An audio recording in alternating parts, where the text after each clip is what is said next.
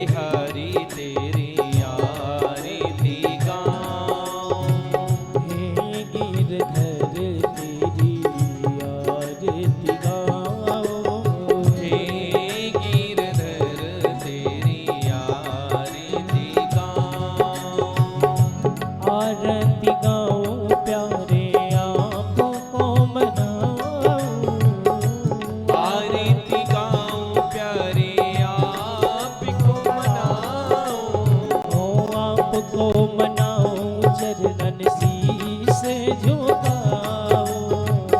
आपको मनाऊं भगवन शीस झुकाऊं। श्री बाबा के बिहारी तेरी आरती गाऊं।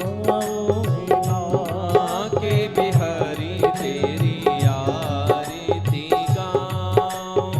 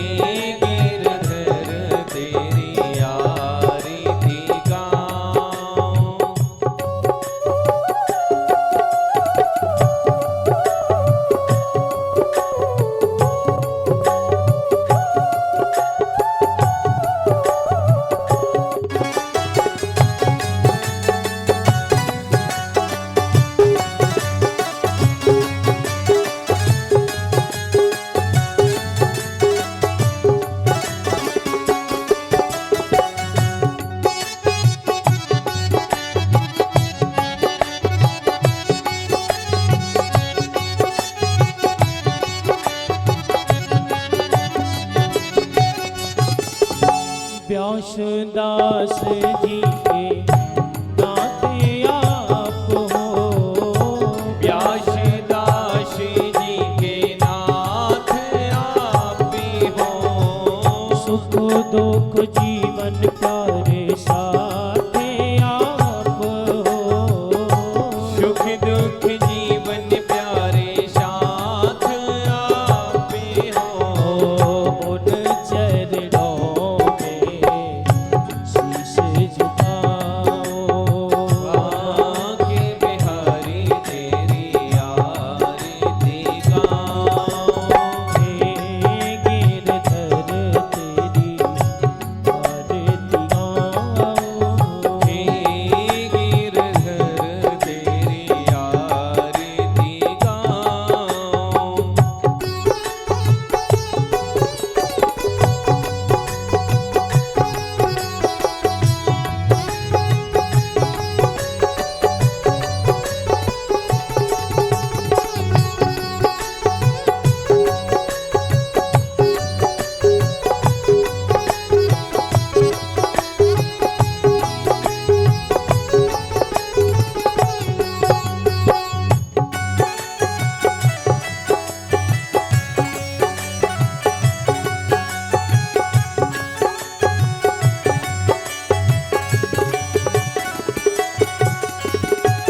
संग सोहे बस आने दुलारी, संग सोहे वृष भानि दुलारी। ललिता विशाखा सब सखियां प्यारी, ललिता विशाखा संग सखियां प्यारी। बांस सदा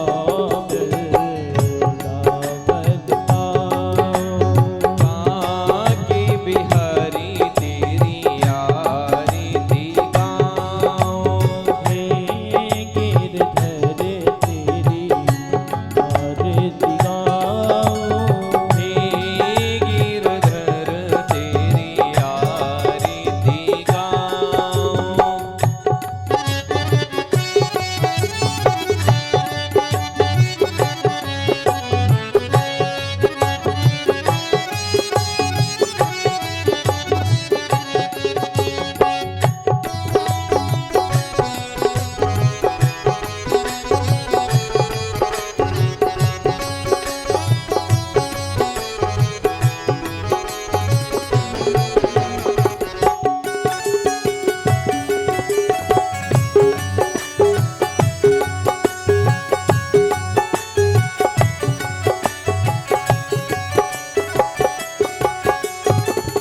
जगमग जगमग ज्योत जली है, जगमग जगमग ज्योति जली है। कृष्ण आरती होने लगी है, कृष्ण आरती होने लगी है। या छवि पे मैं तो पल पल जाऊं, आके बिहारी तेरी आरती गाओ। श्याम सुंदर तेरी आरती गाऊं, श्याम सुंदर तेरी आरती गाओ। आरती गाऊं प्यारे आपको मनाऊं, आरती गाओ प्यारे आपको मनाओ। आपको मनाऊं चरणन शीस झुकाऊं, आपको मनाओ भगवन शीस झुकाओ। हे बंद लाला तेरी आरती गाऊं, बाके बिहारी तेरी आरती गाओ। हरे हे नंद लाला तेरी आरती गाऊं, हे नंद लाला तेरी आरती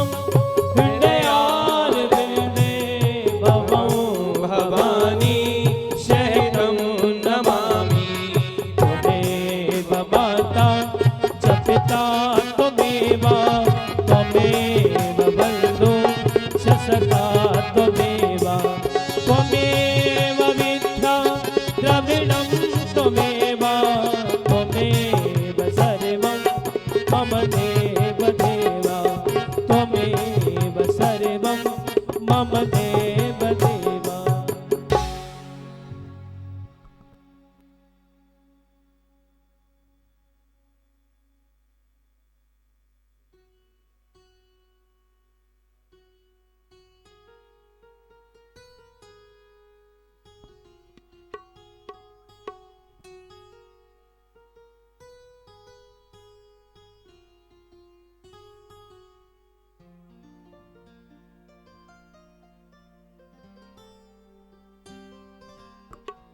एकदन्ताय विद्महे वक्रतुण्डाय धीमहि तन्नो दन्तिः प्रचोदयात्।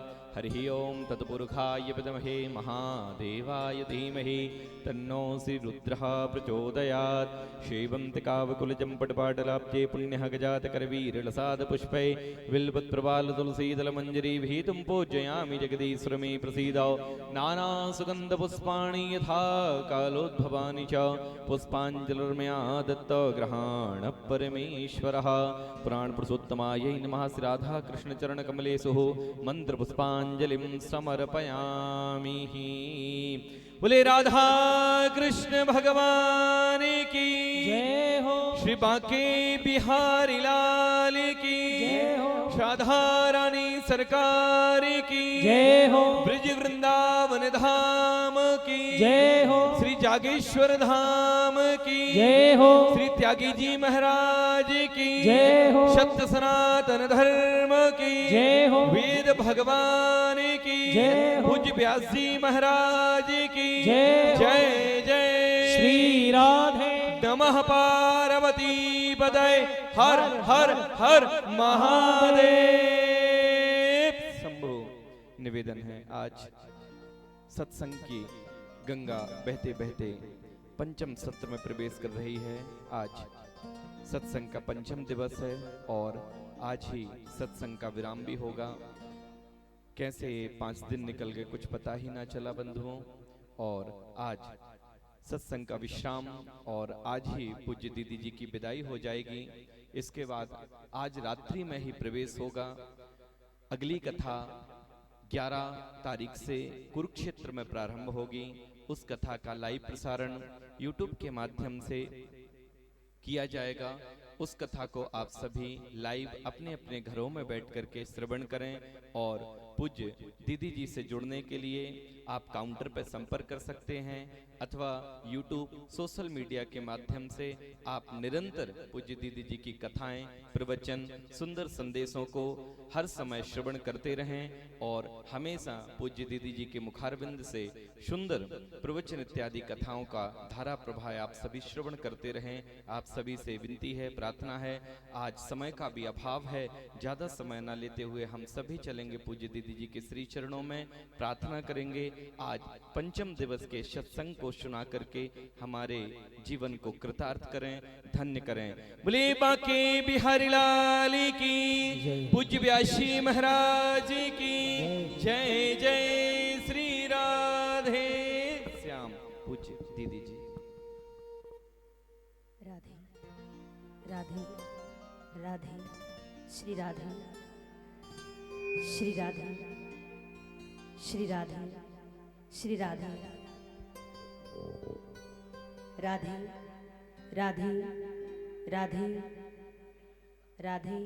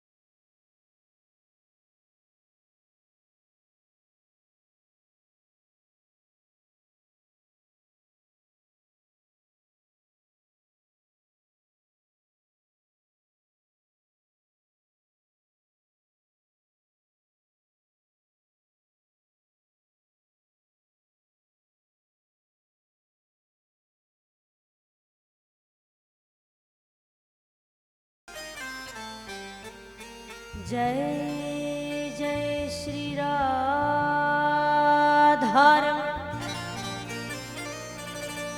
जय जय नवल किशोर जय गोपी चित चोर प्रभु जय जय माखन चोर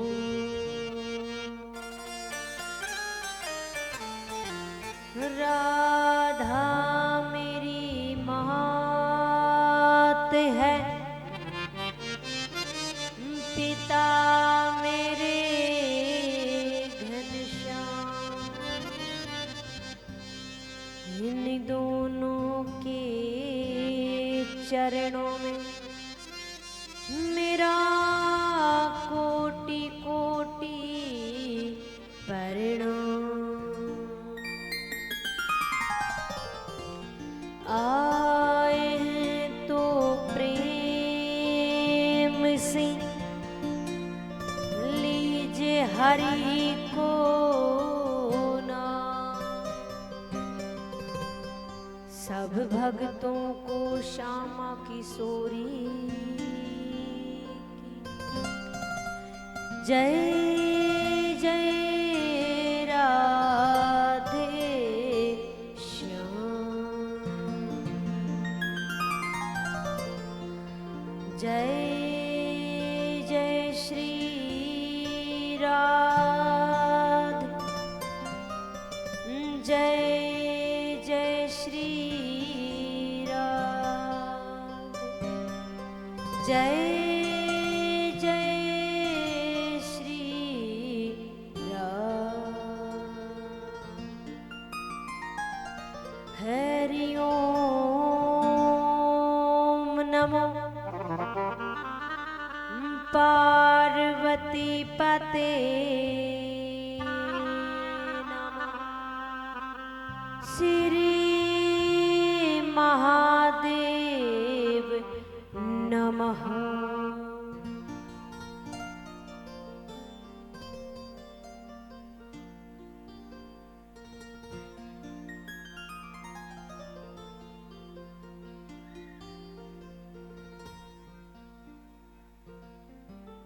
आइए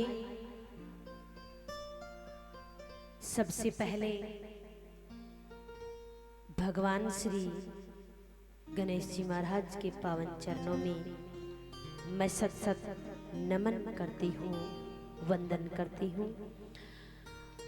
पूज्य गुरुदेव के श्री चरणों में मैं सत सत नमन करती हूँ, वंदन करती हूँ। श्री बांके बिहारी श्री राधे लाडली के पावन चरणों में मैं सत सत नमन करती हूँ, वंदन करती हूँ। इस ग्राम के देवताओं को मैं सत सत नमन करती हूँ, वंदन करती हूँ। स्थान के देवताओं को मैं नमन करती हूँ, वंदन करती हूँ। वास्तु देवताओं को मैं नमन करती हूँ, वंदन करती हूँ। आवाहित देवताओं को मैं सत सत नमन करती हूँ, वंदन करती हूँ। संत समाज को मैं सत सत नमन करती हूँ, वंदन करती हूँ।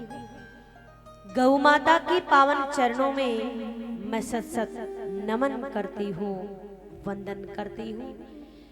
आज की कथा को श्रवण करने के लिए पधारे सभी भक्तों एवं चैनल के माध्यम से, यूट्यूब के माध्यम से अपने अपने घरों में बैठकर कथा का रसपान कर रहे सभी भक्तों को मैं व्यासपीठ की ओर से सत सत नमन करती हूँ, वंदन करती हूँ, अभिनंदन करती हूँ। आइए कथा में प्रवेश करने से पहले अपने मन को, अपनी वाणी को पवित्र करते हुए हम सभी चलते हैं संकीर्तन की ओर।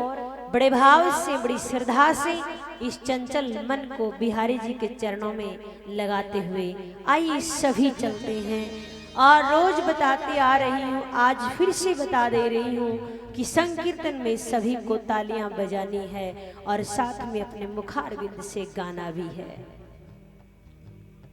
साथ में अपने मुखारविंद से गाना भी। आइए सभी भाव से चलते हैं।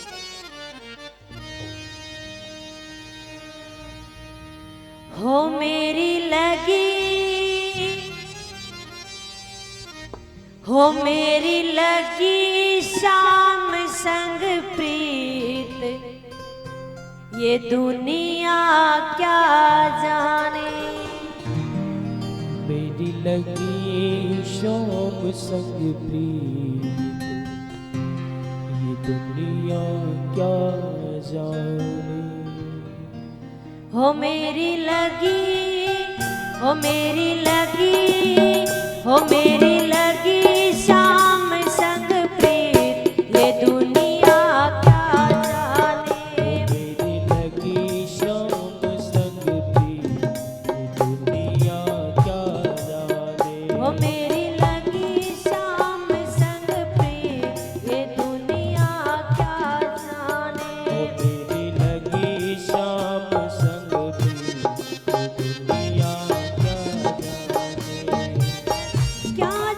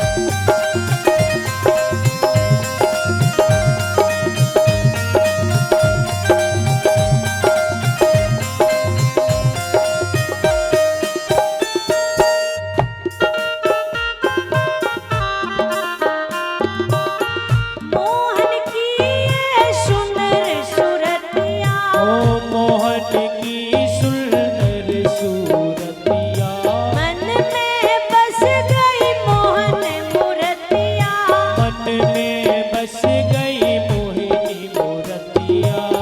जब से ओढ़ी श्याम चुनरिया, जब से ओढ़ी श्याम चुनरिया, लोग कहे मैं तो भई रे पवरिया, लोग कहे मैं तो भई बावरिया।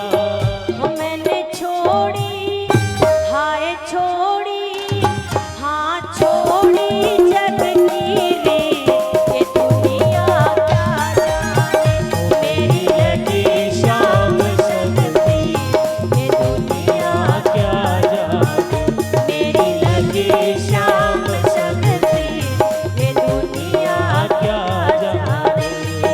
दोनों भुजा उठाते हुए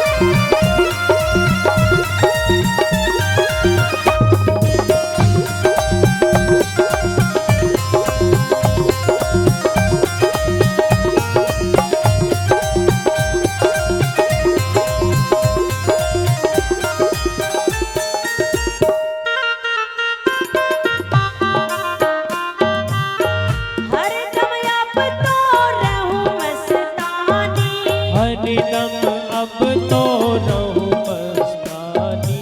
रूप रास रंग अंग है समानी, रूप राशि अंग अंग समानी। हेरत हेरत रहूं दीवानी, हेरत हेरत रहूं मैं दीवानी।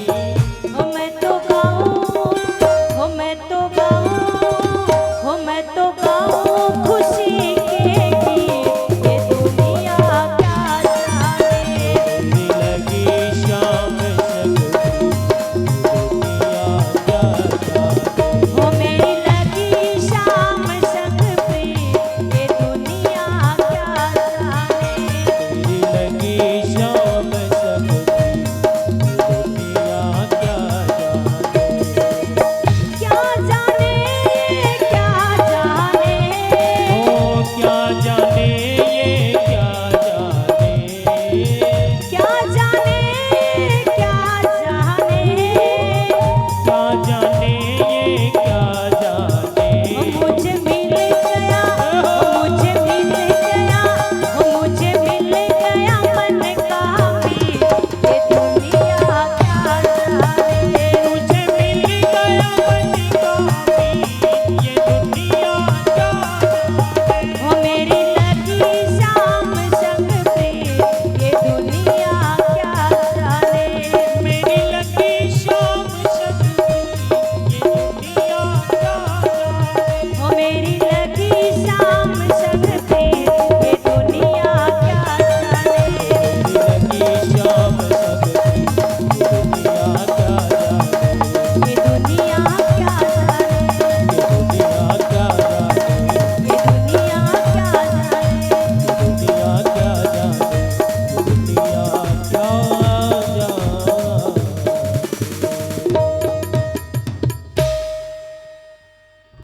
बोली कृष्ण कन्हैया लाल की जय, बोली मोर मुकुट वाले की, की जय हो।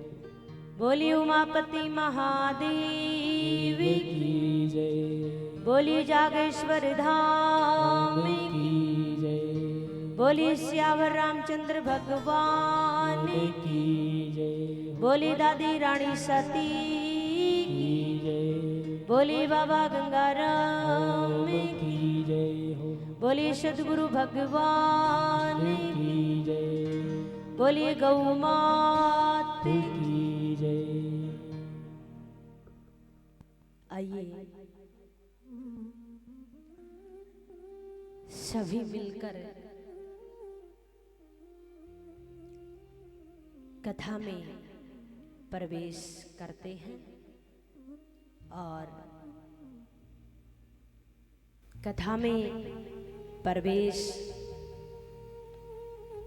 करने से पहले आप सभी से मैं पूछूंगी कि अपन सब कौन से दिवस की कथा श्रवण करेंगे आज? भक्तों, बड़ी शांति है आज, हैं? बड़ी शांति दिखाई दे रही है, एकदम शांत माहौल। कौन सा दिवस है आज? हैं? कौन सा? हवन यज्ञ का दिन नहीं पूछ रही हूँ, कथा का पूछ रही हूँ महाराज। हैं? आज पंचम दिवस है, हैं? आप वाली भाषा में 5वां दिन है महाराज। तो कथा में आते हो तो याद रखा करो कौन सा दिन है। तो आज तो भंडारा चल रहा होगा, हैं? प्रसादी पाई कि नहीं पाई? अच्छा, 4 बजे से है प्रसादी, अभी बन रही है और 4 बजे से शुरू होगी। बहुत सुंदर बात है। आप सब पर भोलेनाथ की, शंभुनाथ की, ओघड़दानी की, काशी विश्वनाथ की कृपा, जागेश्वर धाम की कृपा बनी रही और ये कृपा ऐसे बरसी कि दिनों का पता ही नहीं लगा कि कौन सा दिन हो गया है। दिनों का बिल्कुल ही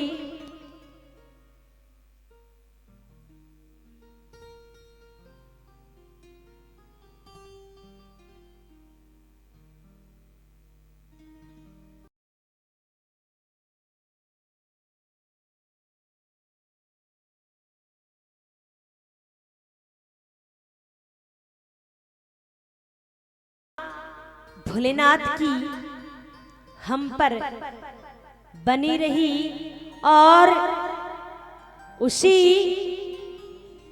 कृपा का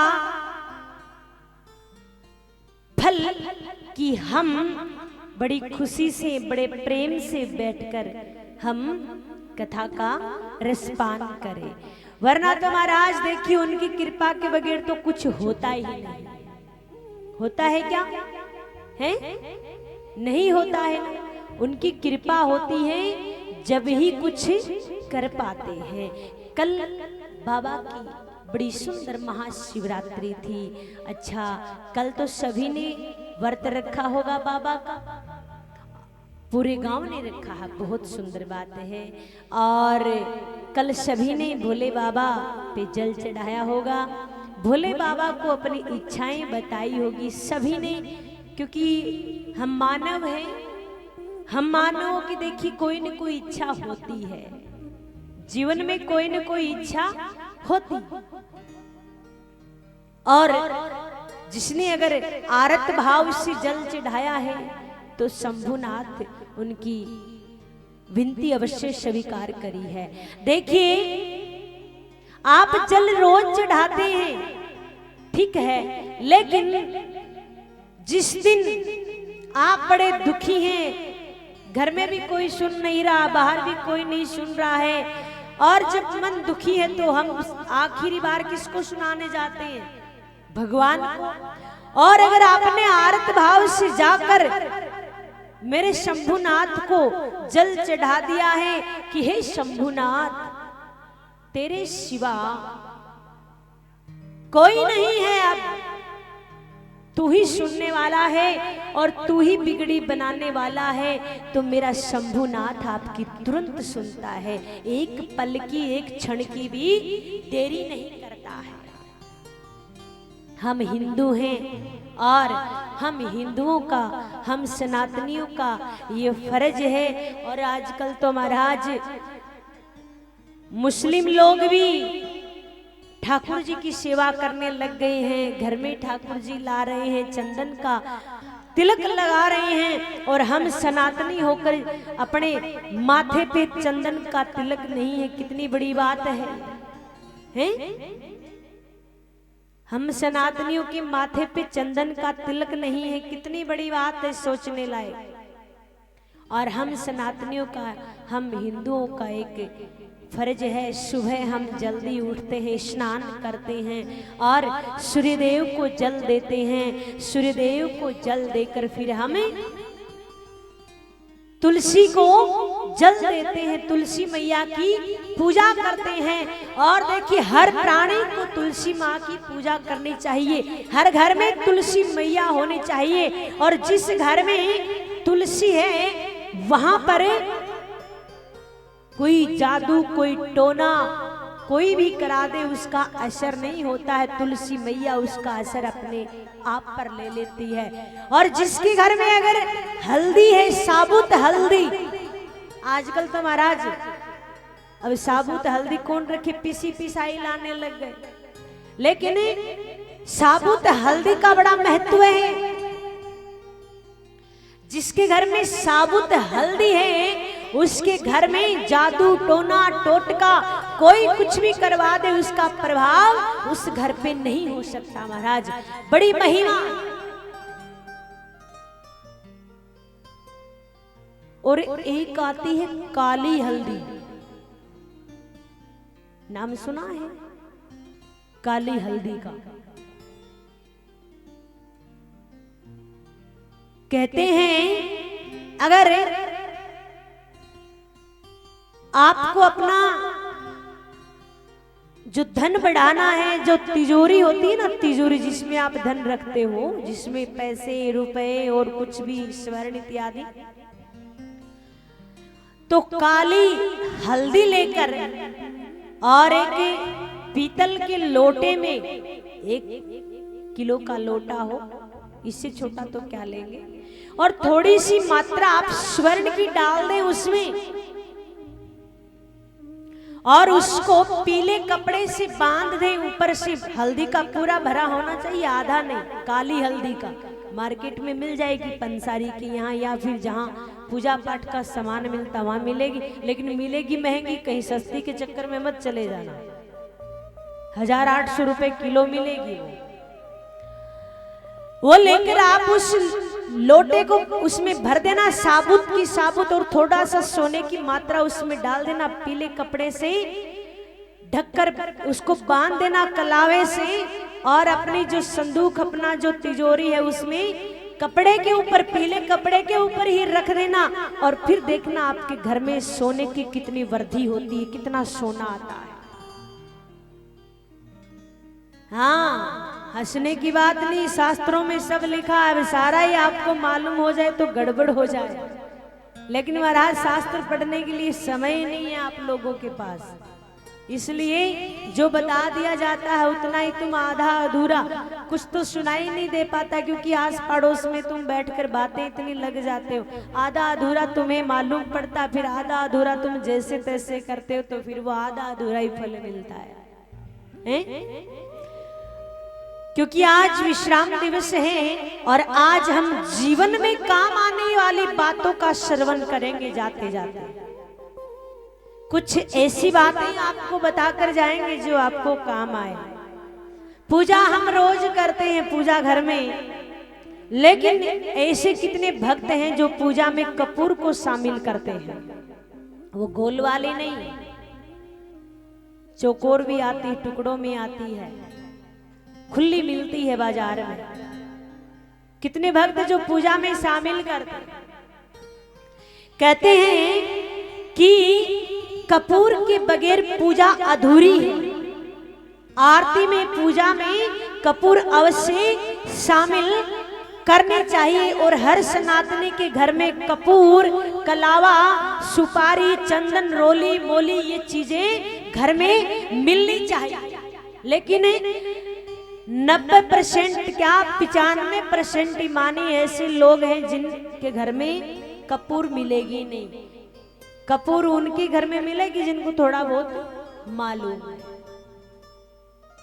लेकिन पूजा में कपूर अवश्य शामिल करें।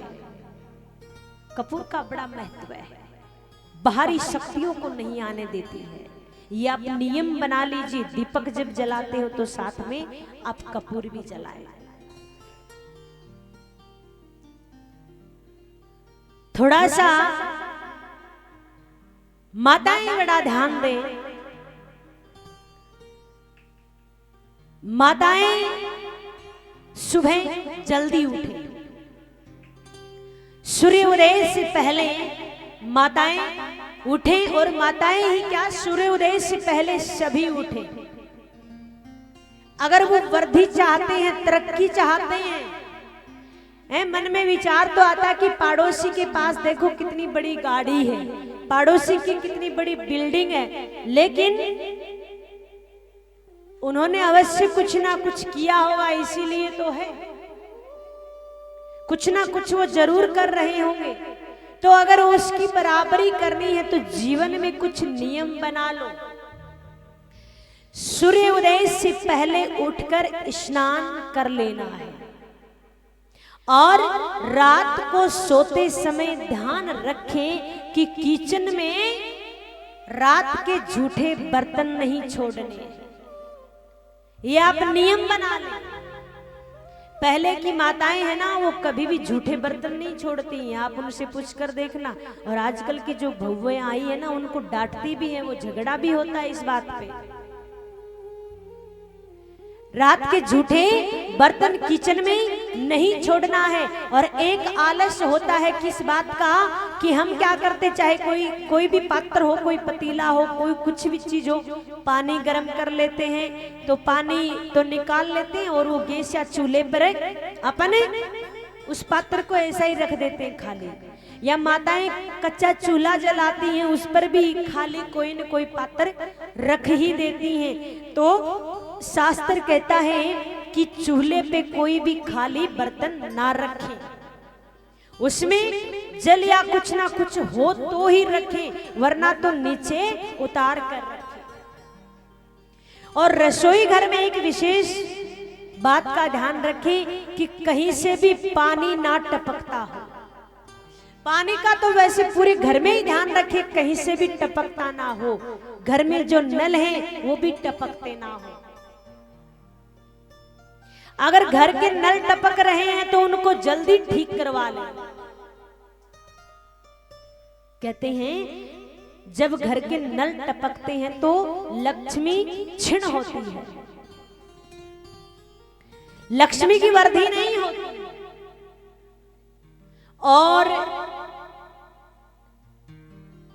रसोई घर में जो गैस सिलेंडर होता है, उस सिलेंडर के ऊपर कोई चीज ना रखें, कोई भी चीज ना रखें उसके ऊपर।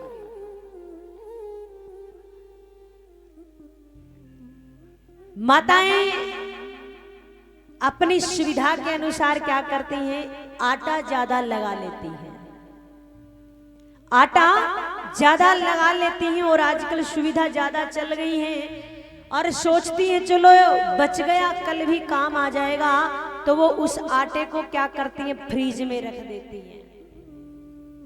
ये सबसे बड़ा गलत कार्य कर रही हैं आप। कहते हैं अगर आटा आपने फ्रीज में रखा है तो वो रखा हुआ आटा ये माने कि घर में मुर्दा रखने की समान है।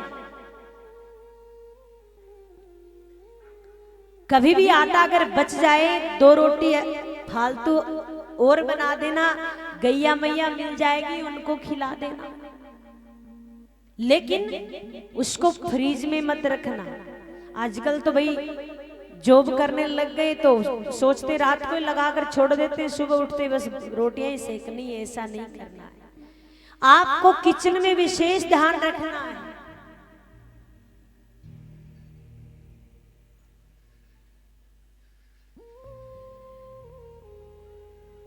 शास्त्र में हर चीजों का वर्णन है, हर चीजों का, लेकिन हम मानव हैं, हमारे पास इतना समय नहीं है कि हम शास्त्रों को पढ़ लें, उनका अध्ययन कर लें। और शास्त्रों का ज्ञान भी ऐसा है कि जल्दी से किसी के समझ नहीं आता है, और आ जाता है तो महाराज उल्टा सीधा समझ आ जाता है।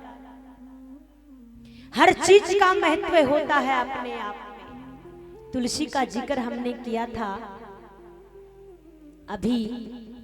तुलसी का स्वयं का तो अपने आप में महत्व है ही है, लेकिन तुलसी की जो लकड़ी होती है, साथ में पीपल की जो लकड़ी होती है,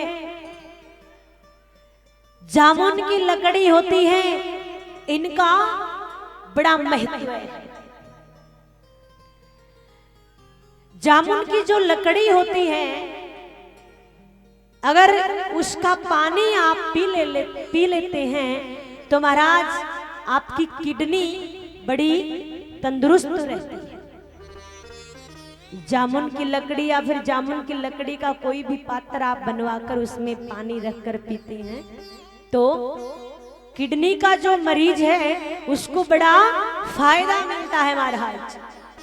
और पीपल की जो लकड़ी होती है, पीपल की लकड़ी से अगर यज्ञ हवन किया जाता है तो महाराज ये रोगों को दूर करता है और वहां की वातावरण को शुद्ध करता है। हर लकड़ी का महत्व है, अपने आप में हर चीज का महत्व है। और अगर तुलसी की लकड़ी की माला बनवाकर अगर उस पे जाप किया जाए तो वो साक्षात भगवान से हमारा मिलन करवा देती है। इतना महत्व होता है लकड़ियों का।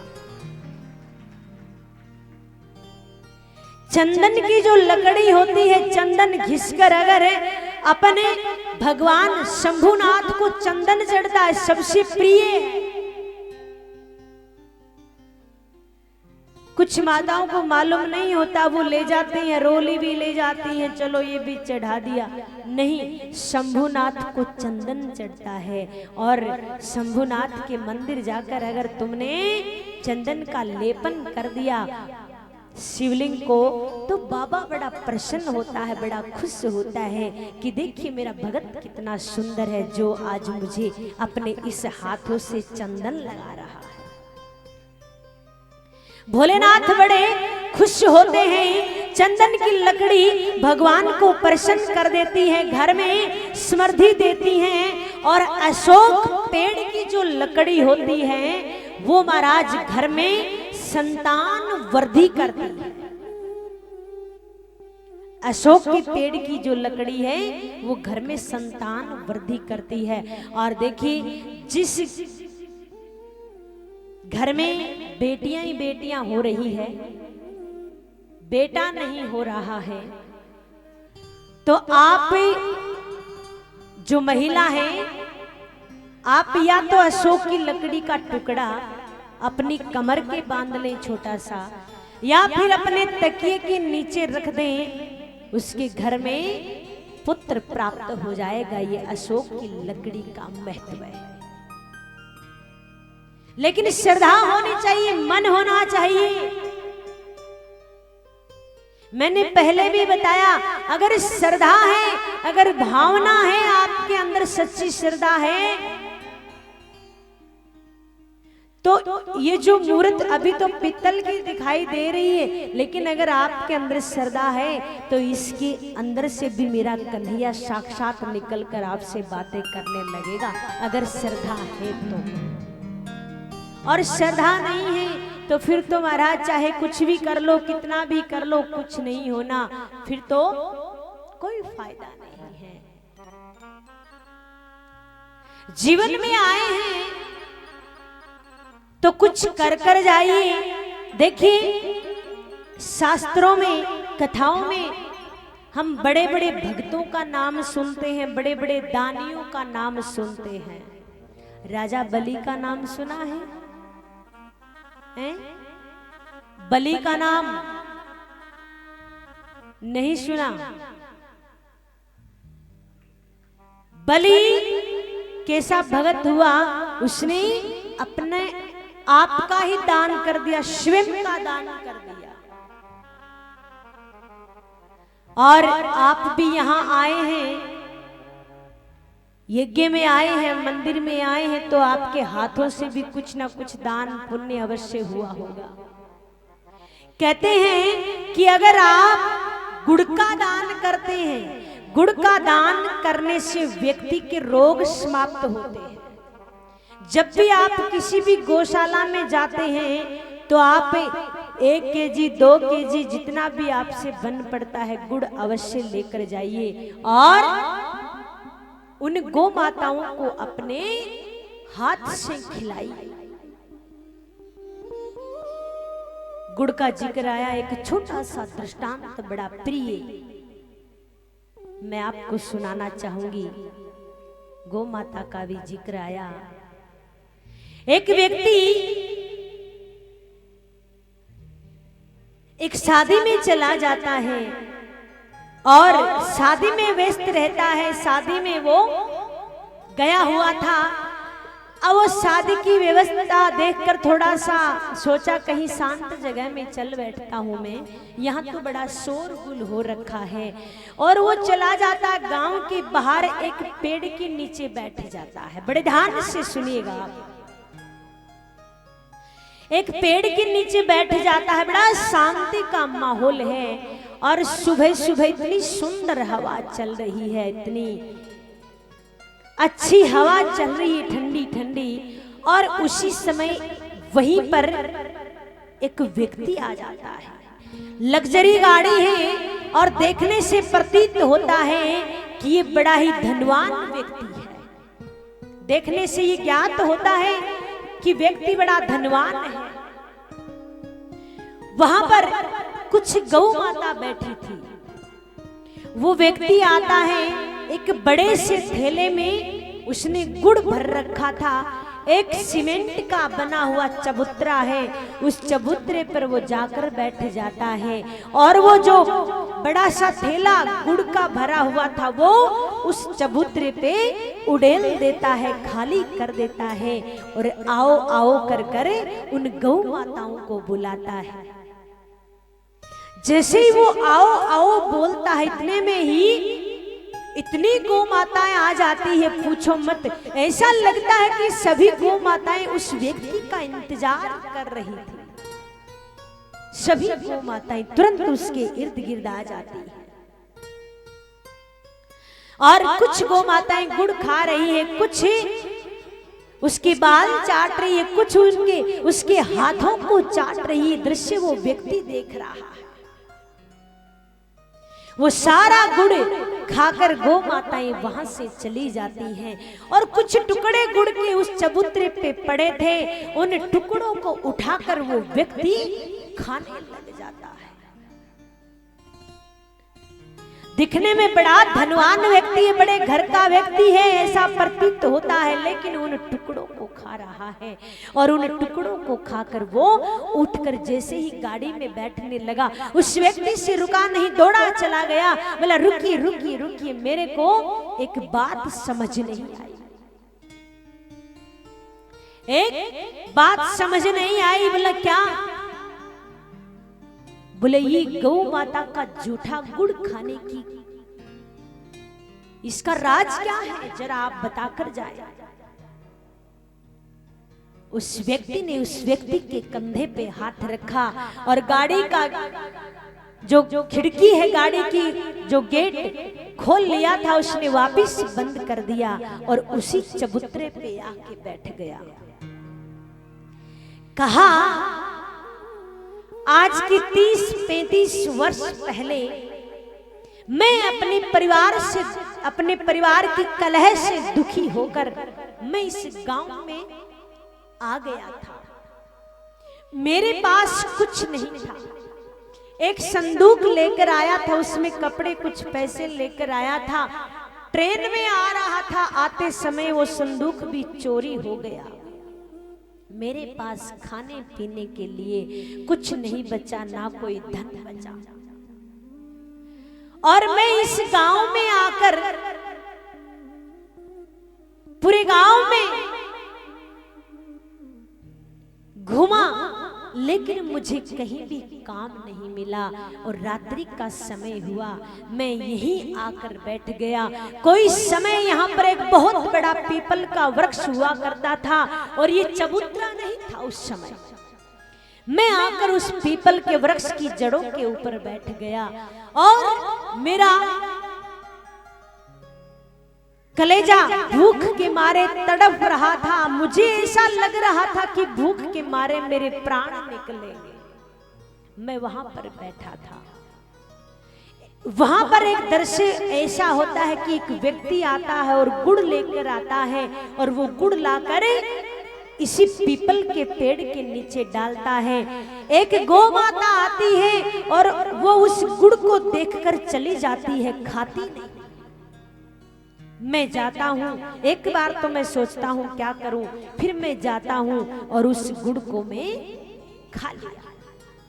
मेरी भूख थोड़ी कम हुई, थोड़े ये मानो कि मृत शरीर में प्राण आ गए। दूसरे दिन फिर मैं उठा, सूर्यदेव ऊपर आ चुके थे, अपनी रोशनी बिखेर चुके थे और मैं फिर से पूरे गांव में गया। लेकिन आज भी वही दिन हुआ, वही रात, वही शाम, मुझे कहीं भी कोई काम नहीं मिला। और वही दृश्य हुआ कि मैं यहीं आकर जड़ों में बैठ गया और एक व्यक्ति आता है, गुड़ डालता है और वो गौ माता, वही गौ माता आती है, उस गुड़ को देखकर चली जाती है, खाती नहीं है और वो गुड़ में खा लेता। ये प्रक्रिया 5-6 दिन चलती रही। एक दिन मैं गांव में गया, इस शहर में घूमा और आज मेरे को लगा कि मेरे दुर्भाग्य का जो साया था वो धीरे धीरे कम हुआ और मुझे एक ढाबे पे नौकरी मिल गई। मैं एक ढाबे पर नौकरी करने लग गया। जैसे जैसे मेरा महीना पूर्ण हुआ और मेरे को पहली तनख्वाह मिली, मैं उस पहली तनख्वाह से 1 किलो गुड़ लेकर आया और इसी जगह आकर मैंने गुड़ डाला और वही गौ माता आई और आज उस गौ माता ने वो गुड़ खाया। इसका मतलब क्या था कि वो गौ माता सिर्फ और सिर्फ मेरे लिए गुड़ छोड़ देती थी, वो गुड़ खाती नहीं थी। गौ माता की कृपा ऐसी हुई कि मेरे को उस ढाबे से नौकरी छोड़ दी मैंने और एक मल्टी कंपनी में मेरे को जॉब मिल गया और दिन प्रतिदिन मैं गौ माता की कृपा से बढ़ता गया। और मैं जैसे जैसे ऊंचाई पर बढ़ता गया, मैं रोज गुड़ लेकर आता, गौ माता को खिलाता और जो बचा हुआ गुड़ में स्वयं पाता। इतना अच्छा लगता, इतना अच्छा लगता मानो कि इस गुड़ में अमृत घुल गया हो।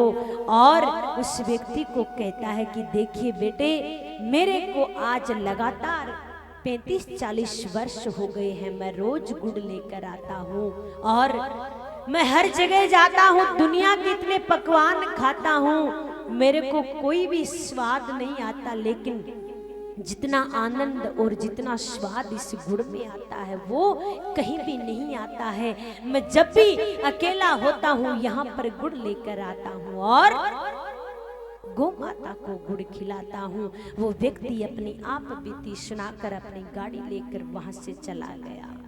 जो व्यक्ति ये दृष्टांत पूछ रहा था, ये हाल पूछ रहा था, वो व्यक्ति तुरंत आता है शादी में, शादी के कार्य से निवृत्त होता है और शास्त्रों में पढ़ता है, पुस्तकों का अध्ययन करता है। पता लगता है कि गौ माता तो हमारी माता है, इसमें 33 कोटि देवी देवता विराजमान है, इसमें वास करते हैं।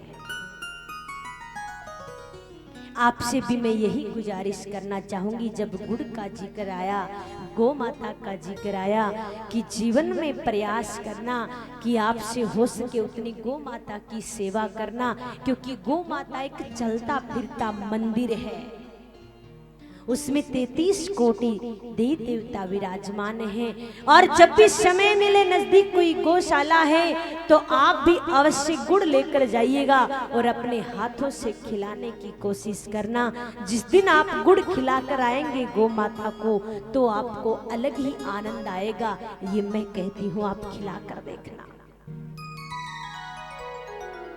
आप खिलाकर देखना, एक अलग ही आप उसका प्रभाव अलग ही देखेंगे, अलग ही आपको खुशी मिलेगी।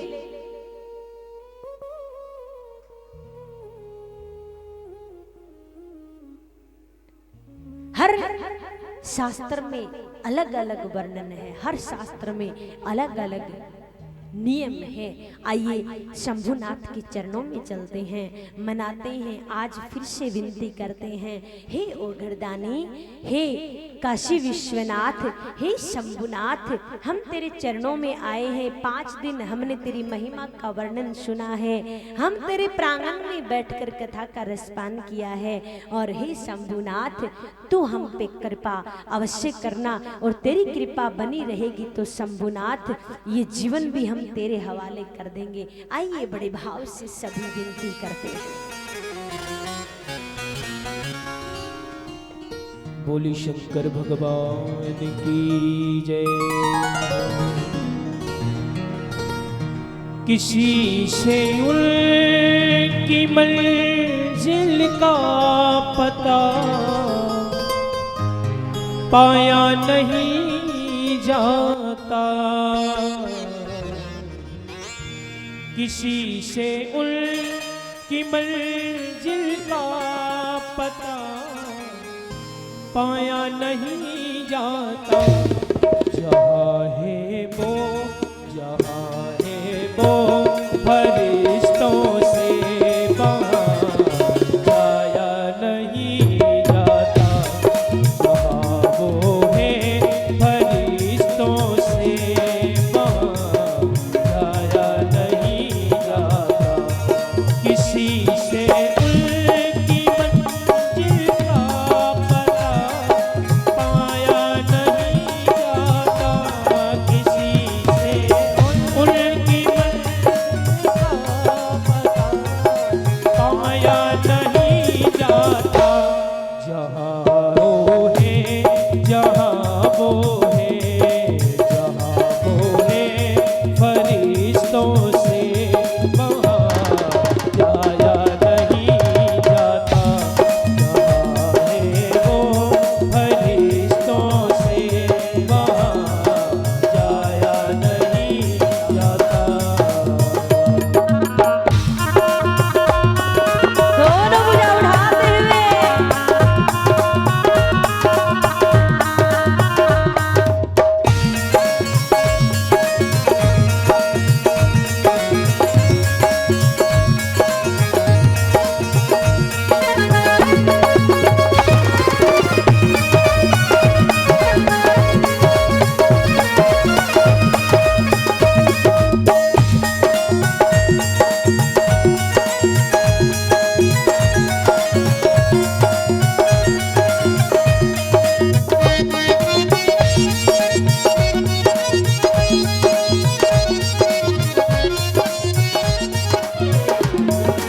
मेरे टूटे हुए तलब पर मुझ पे ऐसा है। मेरे टूटे हुए पाए तलब पर मुझको ऐसा है। तेरा दर छोड़, तेरा दर छोड़ मुझ पर ये नहीं जाया नहीं जाता। जहाँ वो है फरिश्तों से मुझे पाया नहीं जाता।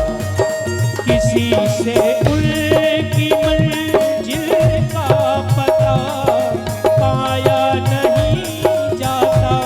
किसी से उनकी मंजिल का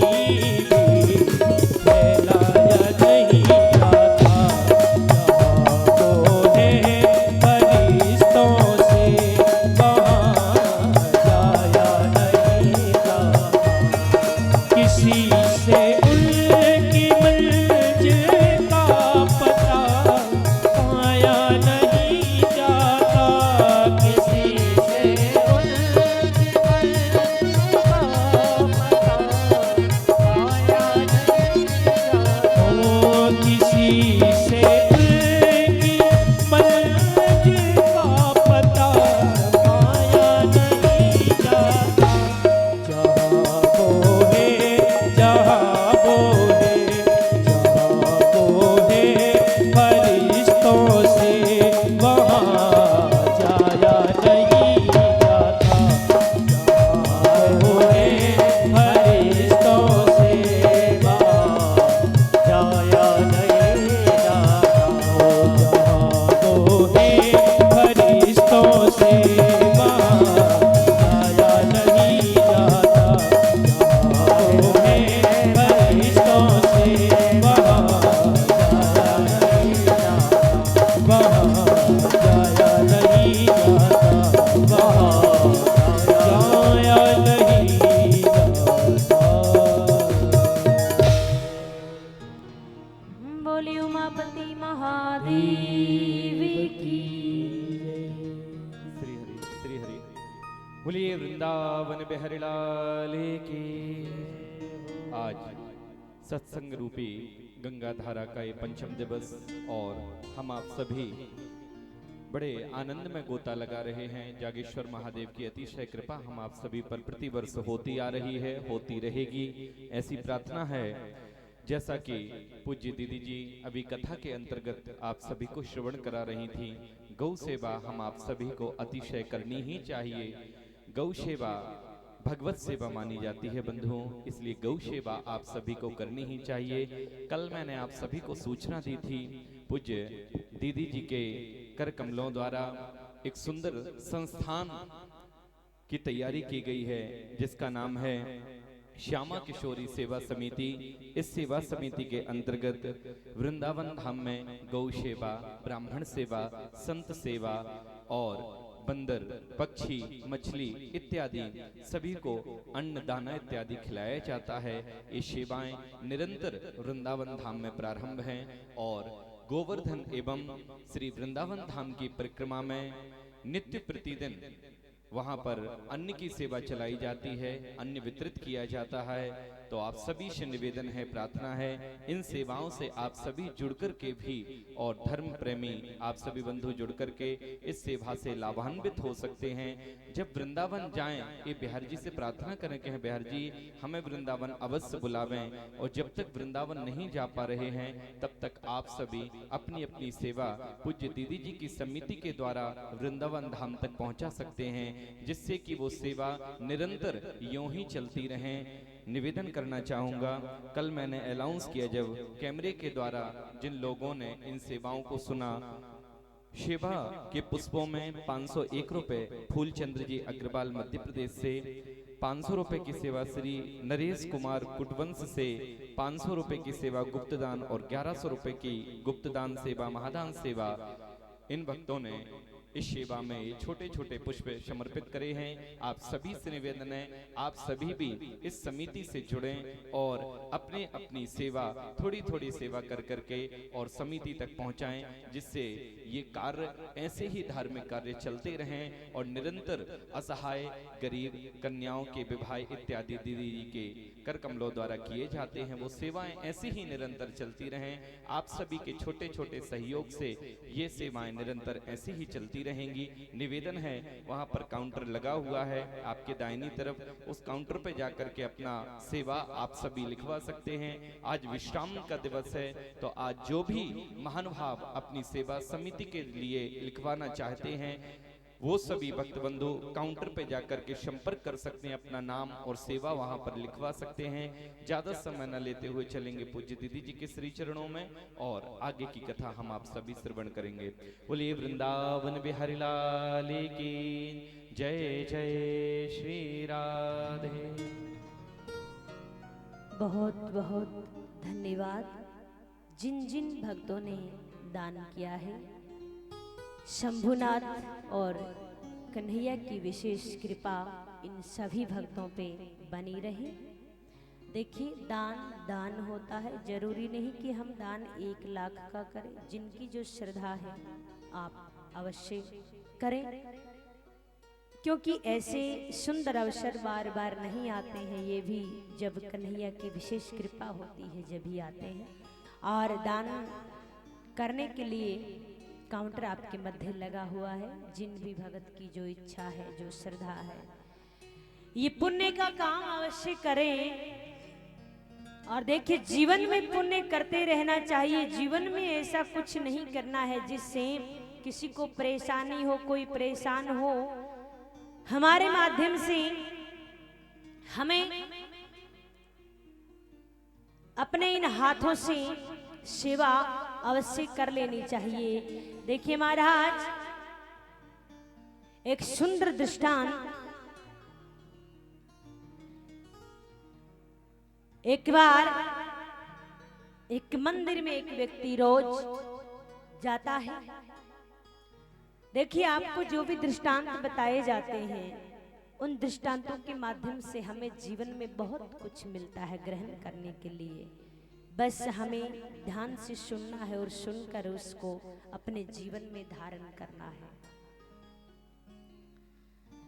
एक सज्जन व्यक्ति रोज गाड़ी लेकर मंदिर जाता है, रोज पूजा कर कर आता है, दर्शन कर कर आता है। और जब वो पूजा कर कर आता है तो रोज देखता है कि उस मंदिर की सीढ़ियों में एक वृद्ध व्यक्ति बैठा रहता है रोज, और उसके शरीर से कोढ़ चू रहा है बिल्कुल। पर वो व्यक्ति वृद्ध उन सीढ़ियों के पास बैठा रहता है। कोई भी आने जाने वाला कुछ भी दे जाए, बस वो उसी से अपना गुजारा करता है। वो व्यक्ति रोज आता, रोज देखता। एक दिन उस व्यक्ति से रुका नहीं गया। देखिए, हम भी कई बार क्या करते हैं, अगर रोज किसी को देखते हैं तो पूछ ही लेते हैं कारण। उससे रुका नहीं गया और पूछा कि बाबूजी, आप बुरा ना माने तो मैं आपसे एक बात पूछूं। उस वृद्ध व्यक्ति ने कहा, हाँ पूछिए, क्या बात है। तो कहा कि आप यहाँ इन सीढ़ियों के पास पड़े रहते हैं, आप हमारे साथ चलिए ना। आप हमारे साथ चलिए, या फिर आप इन सीढ़ियों के पास पड़े रहते हैं, आप कहीं जाकर मांग कर अच्छे से क्यों नहीं खा लेते हैं? आप इन सीढ़ियों के पास पड़े रहते हैं।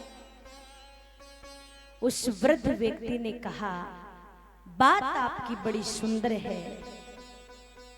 फिर उस वृद्ध व्यक्ति ने एक नाम बताया, भला कि आप इस व्यक्ति का नाम सुना है, जानते हो क्या?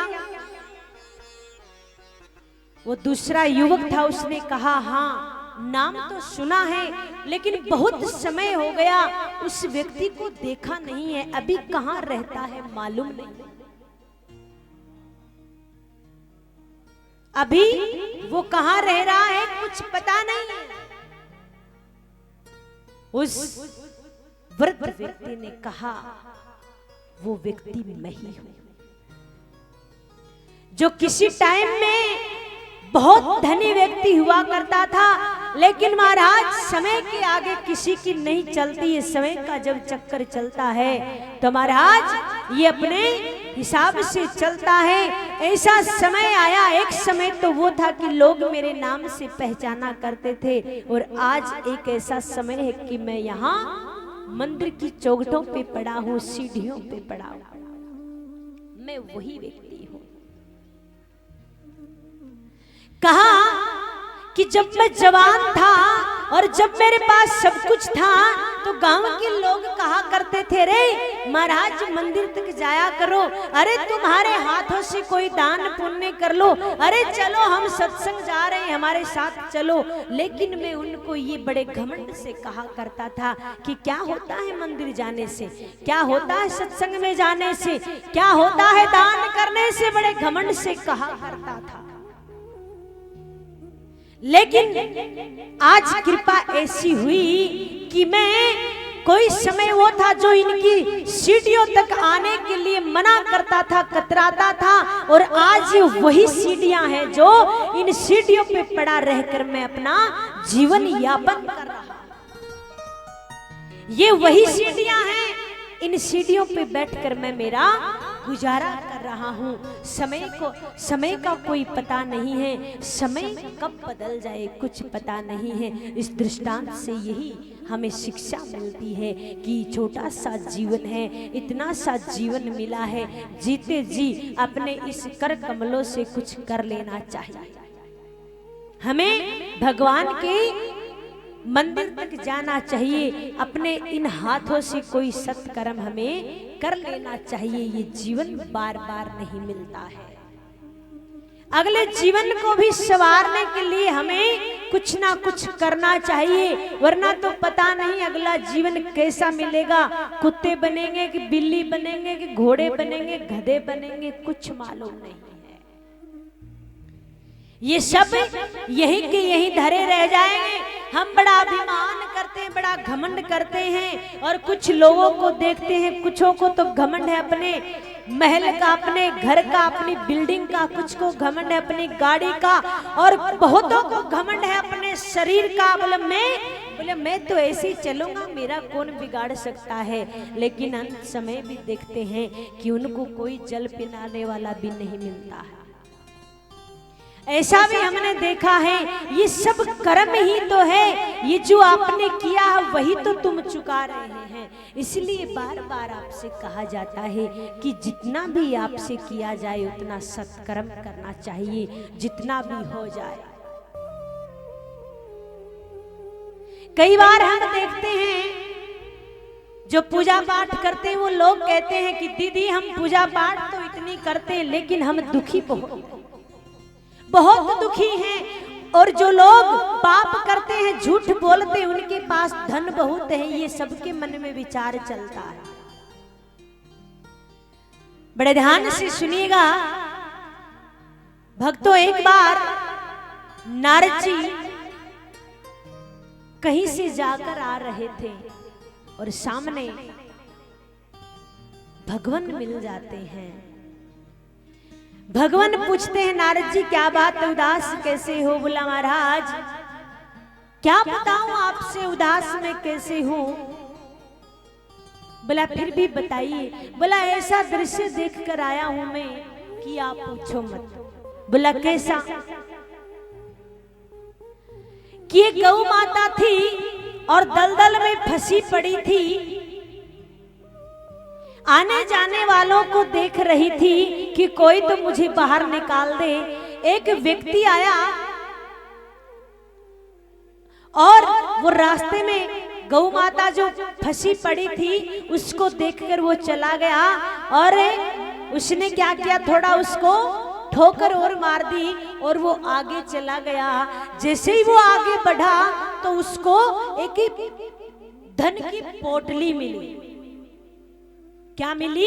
धन की पोटली मिली। थोड़ी देर बाद एक संत आया और उस संत वर्द था वो, उसने जैसे तैसे कर कर दलदल में फंसकर उस गौ माता को बाहर निकाला और जैसे ही वो आगे चला तो एक गड्ढे में गिर गया। वो एक गड्ढे में गिर गया। महाराज मेरे तो कुछ समझ में नहीं आया। उसने गौ माता के प्राण बचाए और गड्ढे में गिर गया, उसको चोट लग गई। भगवान ने कहा जो गौ माता को ठोकर मारकर गया था, रक्षा नहीं करी उसकी, उसको बचाया नहीं, उसकी किस्मत में आज एक बहुत बड़ा खजाना लिखा था, बहुत बड़ा खजाना उसको धन का मिलने वाला था। लेकिन उसने ऐसा कर्म किया तो उसको ये खजाना मिला नहीं।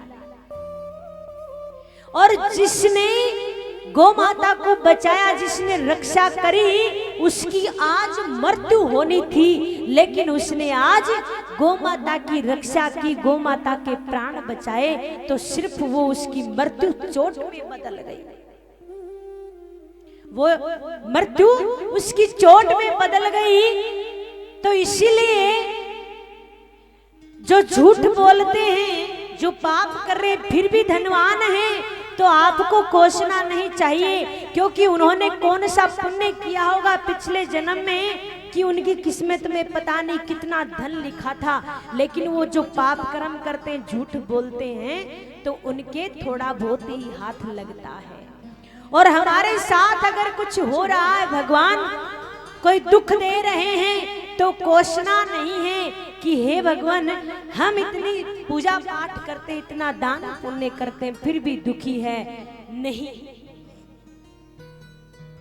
कोसना नहीं है। क्यों? क्योंकि आपने मानते हैं इस जन्म में तो कोई ऐसा कर्म नहीं किया, लेकिन पिछले जन्म में आपसे जरूर ऐसा कोई कर्म रहा होगा जिसका आपको भोगना पड़ रहा है। उस कर्म का फल अब आपको मिल रहा है। कभी कोसना मत। आप तो यही विनती करना, हे भगवान नाथ, जैसे भी रख रहे हैं हम रहने के लिए तैयार हैं, हम तैयार हैं। और 5 दिन हम आपके मध्य रहे, बड़ा अच्छा लगा। और आपने भी बड़े सुंदर तरीके से ये जो प्रवचन गंगा बह रही है इसमें डुबकियां लगाई, अपने जीवन को कृतार्थ किया। हम जाते जाते भगवान से कामना करते हैं कि आप सब स्वस्थ रहें, खुश रहें और स्वस्थ रहकर भगवान के चरणों तक आए। हम जाते जाते यही भगवान से विनती करते हैं, प्रार्थना करते हैं, और कुछ स्वस्थ रहने के लिए आपको हम बताते हैं। जीवन में कुछ ऐसी चीजें बताते हैं जो कि आप अपने जीवन में अगर उनको शामिल करेंगे, उन चीजों को, तो आप अवश्य स्वस्थ रहेंगे। स्वस्थ रहने के लिए देखिए बहुत नियम हैं, उनमें से कुछ नियम हम आपको बताते हैं। एक तो आप जब सुबह उठते हैं तो खाली पेट जल अवश्य पिए और थोड़ा गुनगुना। यहाँ पे कुनकुना बोलते हैं तुम्हारे यहाँ, हमारे थोड़ा सा उसको गुनगुना बोलते हैं। जल पूरे दिन पीते हैं वैसे, लेकिन सुबह जो खाली पेट जल पीते हो तो जल पीने से क्या होगा, वो जल आपके शरीर को स्वस्थ बनाता है और आपके शरीर की गंदगी को बाहर निकालता है।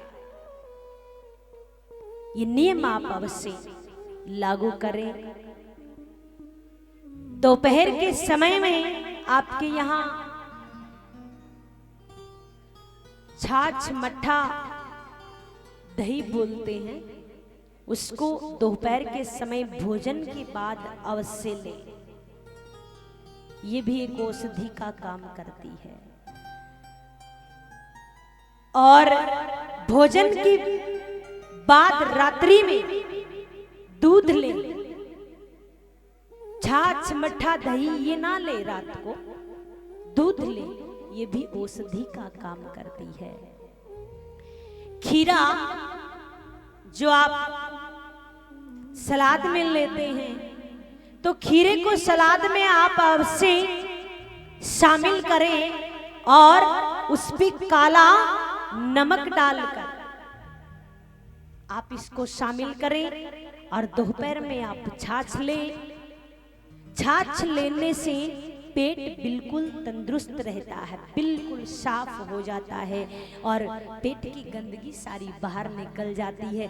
जब गंदगी बाहर निकल जाती तो हम स्वस्थ रहते हैं और ये फालतू का मोटापा नहीं होता है, बीमारियां नहीं होती है, सरदर्द नहीं होता है अगर आप स्वस्थ हैं तो। और महाराज अगर पेट ही साफ नहीं है तो 1000 प्रकार की बीमारियां पैदा हो जाती है। सबसे पहले सरदर्द शुरू होता है, लोग बहुत इलाज करवाते घूमते हैं, बड़े बड़े वैद्यों के पास जाते हैं, डॉक्टरों के पास जाते हैं, फिर भी इलाज नहीं होता, क्योंकि वो तो टेबलेट देते हैं, टेबलेट अपना कुछ ही समय असर करती है। आप अजवाइन लें 1 चम्मच और उसका पाउडर बना लें, 1 चम्मच जीरा लें और उसका पाउडर बना लें, और सूखी अदरक होती है उसका पाउडर बना ले आधा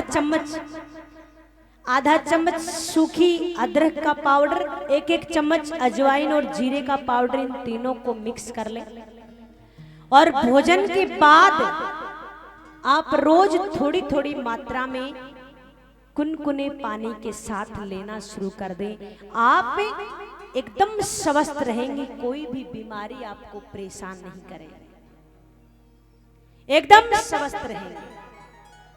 आप जो ये गोलियां खा रहे, दवाइयां खा रहे, ये खाने की आवश्यकता नहीं रहेगी।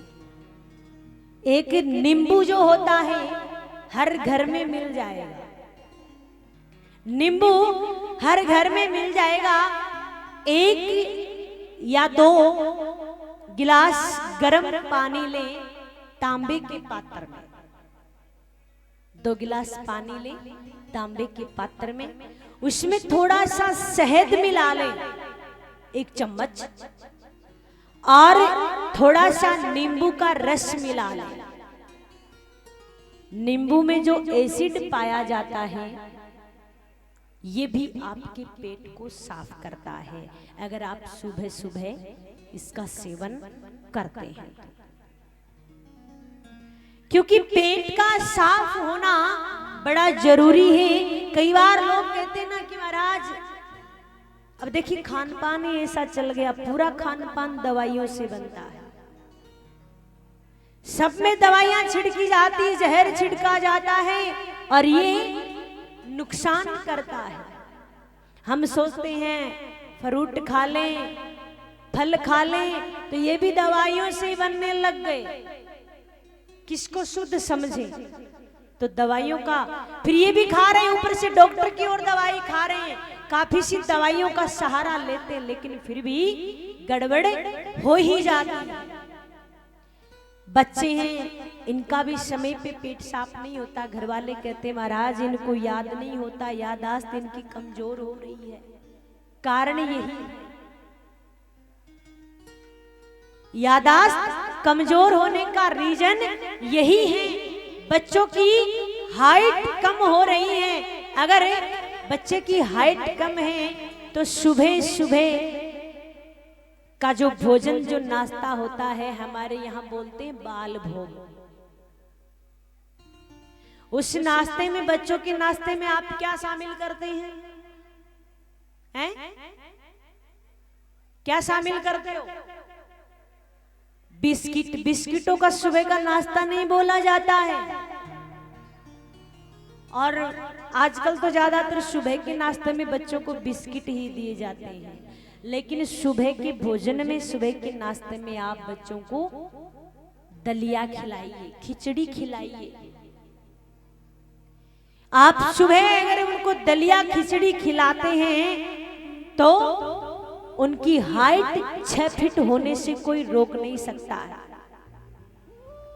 लेकिन महाराज अगर बिस्किट खिलाएंगे तो फिर वो इतने इतने से बनेंगे, फिर महाराज कोई इलाज नहीं है, चाहे तुम कितनी दवाइयां लेना। फिर और पहले तो महाराज छाछ पिया करते थे और हाइट 6 फीट से ऊपर जाया करती थी, और जिनको ज्यादा दूध, माताएं पीछे पीछे घूमती थी, ले बेटा दूध पी ले, वो ऐसे ही मिलते थे, छोटे छोटे बोने बोने। तो आजकल माताएं बिस्किट लेकर पीछे पीछे घूमती हैं, वो तो छोड़िए, और सुबह दलिया खिचड़ी उनको बनाकर दीजिए। अगर आप मीठा दलिया बना रहे हैं तो दूध के साथ, और अगर आप नमकीन बना रहे हैं तो दही या छाछ के साथ दें। ये कुछ जीवन के नियम महाराज समय को ध्यान में रखते हुए 5 दिन हम सब ने इस पवित्र गंगा में गोते लगाए, स्नान किया और आज हम यहीं पर कथा को संपन्न करते हैं। इस प्रवचन गंगा को संपन्न करते हैं। शंभु के चरणों में शीश नवाते हुए हम अब आपसे विदाई लेते हैं। बड़ा सुंदर लगा, बड़ा अच्छा लगा। आप सब रोज इस गंगा में आते हैं अपने आप को कृतार्थ करने के लिए, बड़ा अच्छा लगा हमें। तो महाराज अगर जाने अनजाने में आपकी इस दास से, आपकी इस बेटी से कोई गलती हो गई हो तो आपकी बेटी समझकर माफ करना। मेरे साथ में जो संगीत ग्रुप आया है, अगर इनसे भी कोई त्रुटि बन गई हो तो माफ करना। साथ में पंडित भैया आए हैं, इनसे भी कोई गलती बन गई हो तो आप हमें माफ करना। कैमरामैन भैया जो आए हैं, अगर इनसे भी कोई त्रुटि बन गई हो तो गलती हो गई हो तो माफ करना। मेरा भाई जो आया है, इससे भी कोई जाने अनजाने में कोई गलती हो गई हो, कोई शब्द ऐसा निकल गया हो मुख से तो इस गलती को आप माफ करना अपने बच्चे समझकर। और आपकी इस बेटी से, आपकी इस बहन से, इस दास से अगर कोई ऐसा शब्द, ऐसी कोई गलती बोलने में कोई ऐसा कुछ बोला गया हो जो कि किसी को ठेस पहुंची हो तो आप अपनी दास समझकर, बेटी समझकर माफ करना। आइए हम सभी चलते हैं विदाई की ओर। हम अब आपसे विदाई लेते हैं।